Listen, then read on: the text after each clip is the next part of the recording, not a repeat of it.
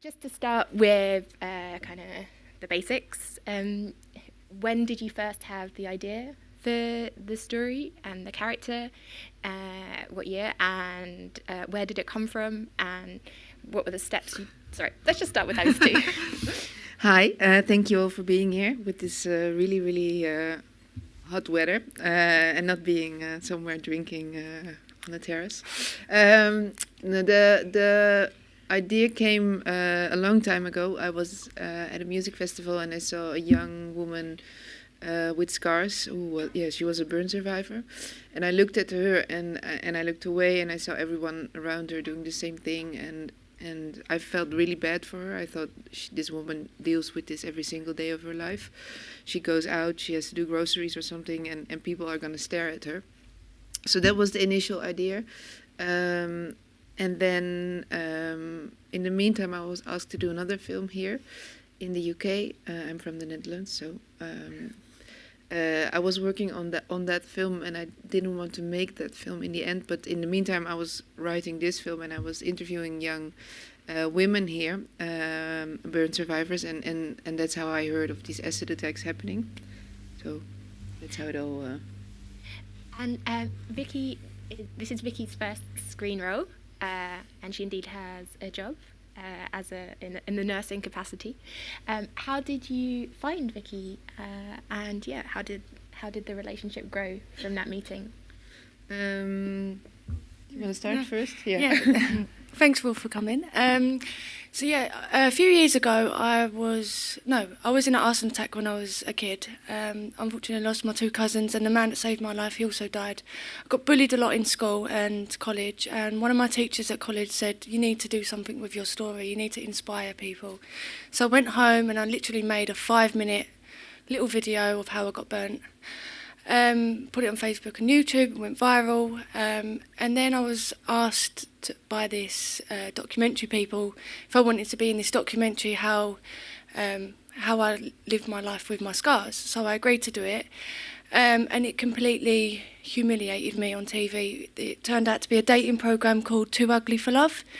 I'm gay, they put me on dates with boys. One of the boys actually got up and walked out. They didn't put that on the programme. And also the other boy was gay too. So then, I refused to do anything else.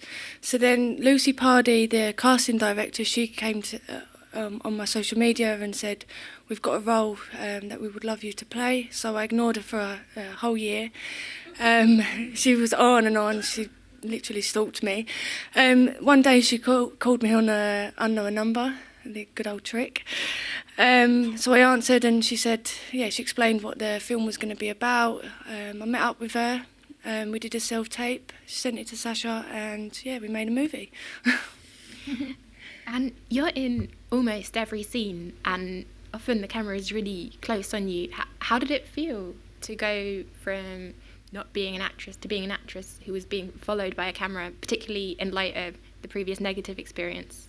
It wasn't easy to do it. It was very difficult because I hid my scars for such a long time, for 15 years, because I was bullied so bad that it was just a part of my normality to hide my scars. So when we was doing close-up shots of my scars or my hand, or like the masturbation scenes and things like that, it was really difficult for me to do because it was like I sort of went into panic mode and the whole world was going to see my scars. I've protected them for so long, but I'm so glad that I've done it. And just to bring you in, Bluey, how did you become attached to this project?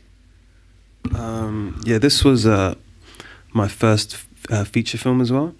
I got it sent through in an email, and I just read the breakdown, and then had the script, and then I was like, wow, this sounds like something something worthwhile. You can really get deep into, and an important issue as well. I live in East London, and there's a lot of there have been a lot of acid attacks and stuff, so it's like quite close to home, and I feel like it's a topic that hasn't really been handled at all, so it seemed like it was of the moment. And so I sent in a tape, and then got called back in. And then Vicky casted him. Yeah. And then we had our little Oh, Vicky said, I'm gay, but for him I would turn straight. That's literally how it happened. I'm still gay, by the way. Yeah, it didn't work out. I tried. So during this audition with Vicky, were you aware that your fate was in her hands? No, but I knew going into it that she had real burns, real scars. So I was aware, but I didn't really know what to expect and what it was going to be like. And then I did that audition with Vicky and Sash, and then we did another one where I feel like it was just like we had a vibe. We did me, Rebecca, and stuff. And then yeah, that was it. And then I got a call like a week later. Said, "Oh yeah, they want you." I was like, "No way." Really? And that was it. Yeah, so because I understand that part like it was obviously a high priority for you because you were asking Vicky to be so personally revealing and vulnerable in the film that it was a high priority for you to make her feel safe, and part of that was to like give her a final say on who was cast in. No, I mean, I wouldn't say that she had the final say or something, but for me it was very, very important that the other actors and her, that there was a connection. So that was, I think, like, with especially with Vicky, that was important. With Catherine, who plays her mother.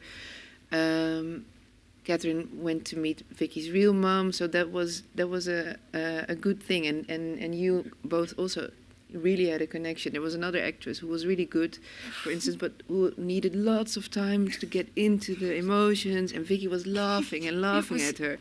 So It's ridiculous. Like that didn't work. Like. So it was, I think, you guys all had sort of also with Rebecca, and there was a group with really nice actors that had a good connection with each other. And what were your other considerations going in?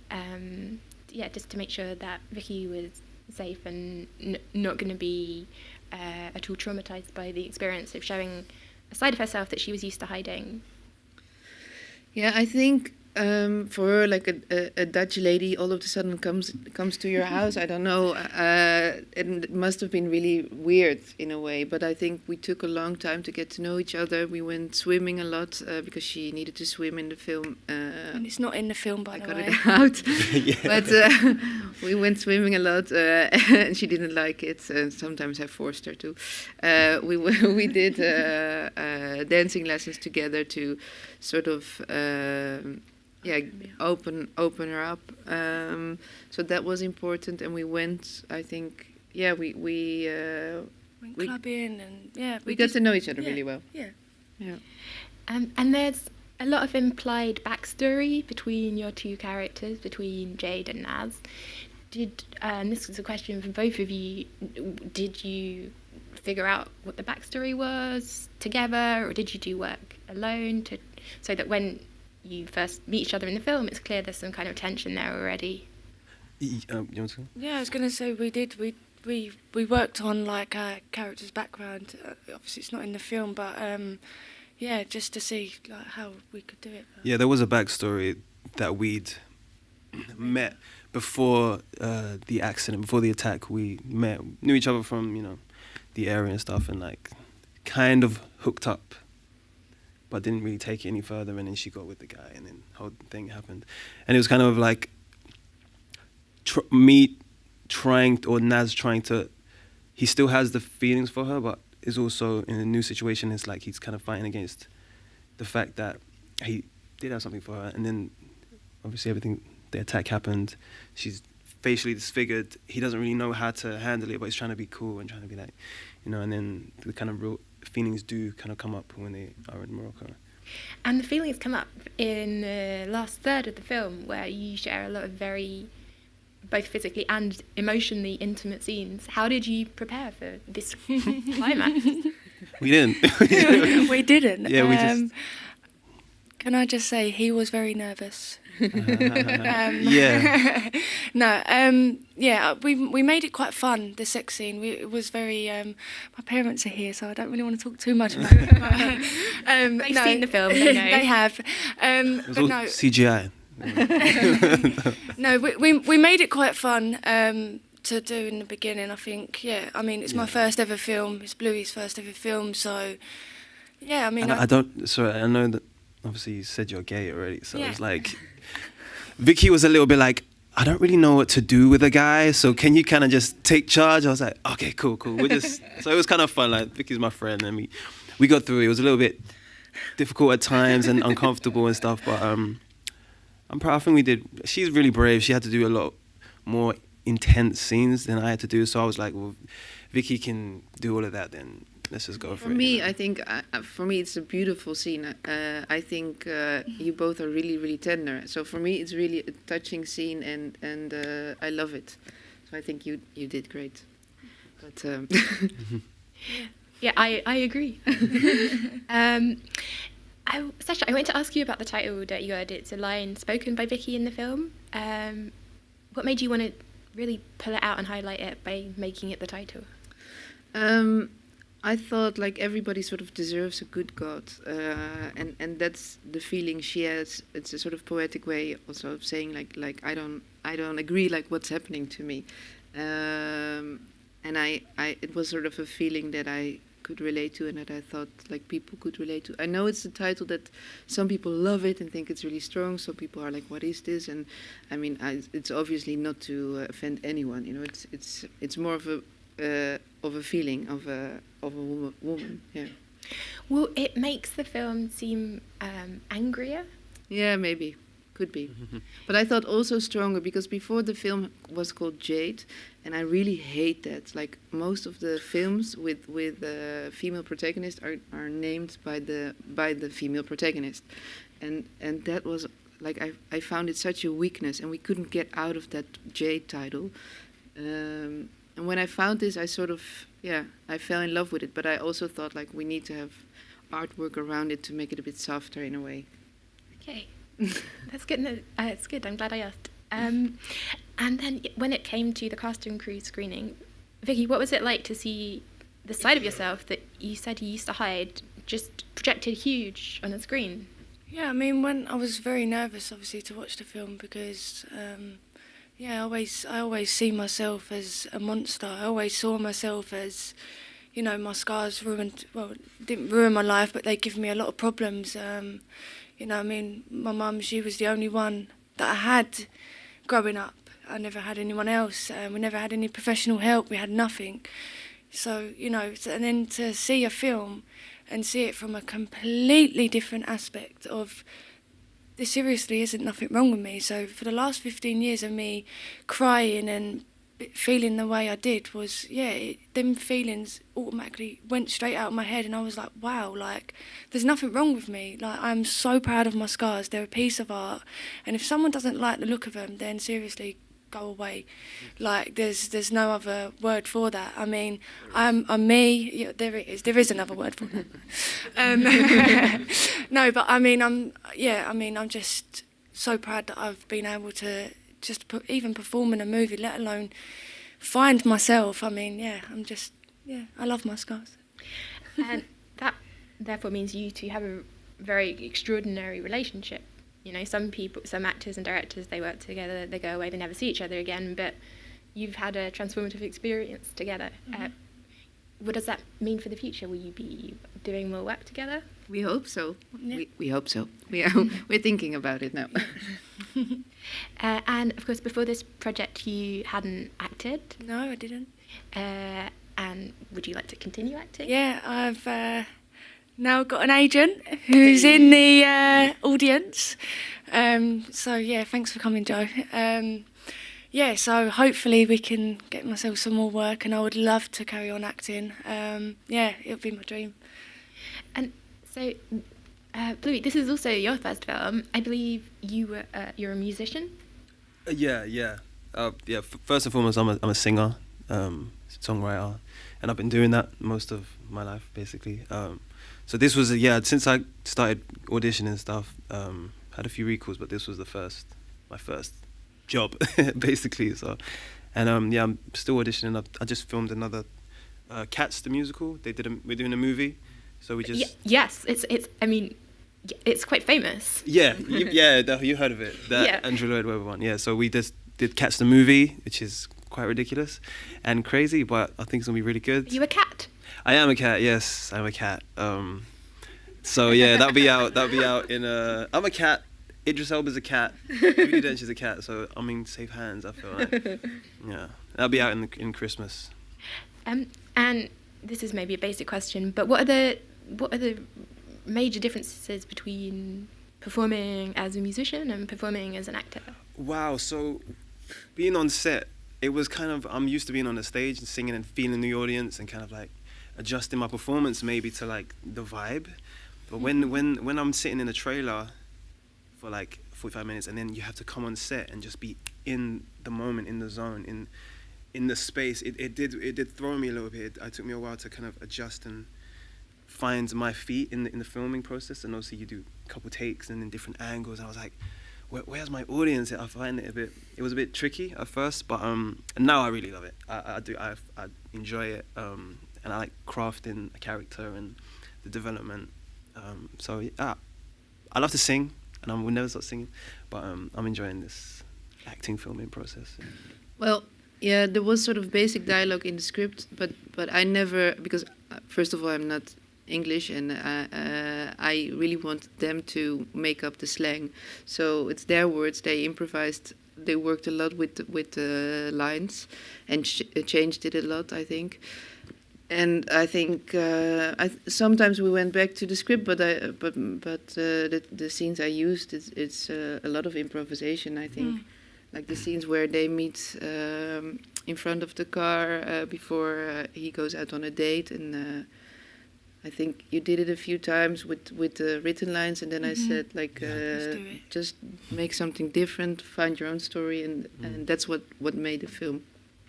Yeah, that's good.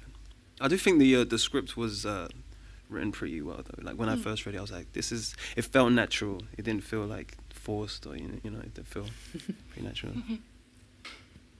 Well, I think just you saying that is amazing. I mean, for myself, it took me a very long time. It took me 15 years to get to the place I am now. I mean, yeah, I come across as very positive and outgoing, but I have my days, I have my dark days, and sometimes, yeah, I mean, still now I do feel a bit, you know, in that category as a monster, if you like, but I mean, the only advice I can give to you is never give up on yourself, keep going, and seriously, just be yourself, like, I mean, just go for your goals, go for your dreams, and you'll get there in the end. It might take a while. It took me a very long time, but you know, you'll get there in the end. Can I? Do you mind if I interject as well? Yeah, and just course. say, it for like self-healing and stuff like that. It's a process, you know. And even for Vicky, there were some days on set she was great, up for it, and other days where she was just not in the mood, not in the right headspace, really questioning herself and her abilities and everything, and sometimes took some coaxing to get out of it, and then she went and she banged it out, and then eventually now the movie comes out and she kind of reap the benefits and feel the positivity and the love from people and stuff. So it's still, I'm sure you're still going through stuff now, but it is a process, you know, and you have your days where you're up and down, and I suffer from stuff as well sometimes, you know, and it's like, it's a journey. I think also you need to talk about your problems. Don't ever bottle them up, because that's the worst thing you can do, because it builds up and up and up, and then you break, and then you don't know where to go from there. I've done it so many times. I mean, as I said, I never had any professional help at all. We was failed by the system big time, and the only person I had was my mum. And I mean, if you've got close loved ones, family, friends, talk to them about your problems. They're there to listen, and just be yourself. Honestly, be yourself. Yeah, I mean, I went back to school quite early on after my accident. The bullying started around year 5, year 6. I mean, kids will be kids. Kids will ask questions. Kids, you know, your kids will grow up basically what you teach them. I think adults are the worst. Adults are horrendous. I mean, when I did this documentary that I said earlier, the trolls online that I had, the wrong person died, why are you still alive? You know, I had it all. And I mean, yeah, I think Instagram and social media plays a big part in, you know, you've got to be this perfect person, or everyone wants to look like someone else, or, you know, and it portrays such a bad picture to people like myself, like survivors like myself, or people who have visual disabilities. So yeah, we feel like we don't fit in, and we feel like, what can we do? I've done things like what Jade has done, for example, messaging doctors. I'd done that when I was a kid, and I remember saying to my mum, you know, like, oh, this doctor's messaged me back, they can fix my hand, and you know, and it's sort of like you want to be like everyone else, and it doesn't work. And this is what I was saying to you in the front as well. Just be yourself. Honestly, you've got to be yourself, because there's only one of you. I mean, as I said, I never had any professional help, and I got my own psychotherapy 2 years ago. I was diagnosed with PTSD. I was on medication for it, but I can now happily say I'm not on nothing. Yeah, I mean, I've got a good relationship with my mum and my stepdad and my sisters and everyone else, and also my director as well. I mean, without doing this film, honestly, to God, I mean, I don't think I would be sitting here right now if I'm being deadly serious. I really hope someone can take just a little bit away of hope and self-love from this film. No, I don't think. No, I don't know. I don't know how to answer this question.